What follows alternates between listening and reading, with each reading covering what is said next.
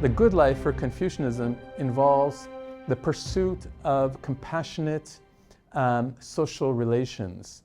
And that's really key. It's not an otherworldly philosophy. There's hardly anything about the afterlife. And it's really about how we should learn to engage and to love and also be responsible in our social relations. There's also an issue about the best life involves serving the community. So people love to, well, compete to be public officials in order to have that opportunity to serve the community.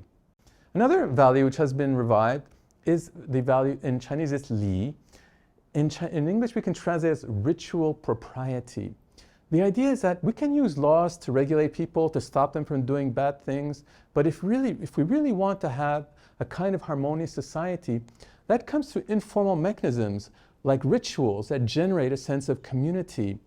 So this is one reason why the idea of ritual propriety has been revived in different spheres of social and even political life in China. In order to think about, to make sense of our social and political system, we draw on the earlier Confucian tradition and some of the values that inspires us in the past, and also that continues to inspire us in the future. So that's one reason for the revival of Confucianism. People used to blame the 20th century, people blamed the backwardness of China for, they said, because of our traditions, but then turns out that actually those traditions help us to modernize in a relatively peaceful way. Values like self-improvement, working for future generations, education, this worldly outlook, all these values underpin China's economic growth and form of modernization, which has taken place in the past 30 or 40 years without a great deal of, well, violence and social disruption compared to many other countries.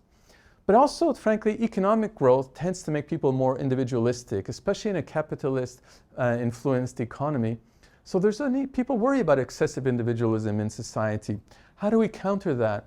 Well, Confucianism is beautiful in this way because it emphasizes our social responsibilities. So as a way of let's say, countering excessive individualism in society, Confucianism has also made a comeback for that reason.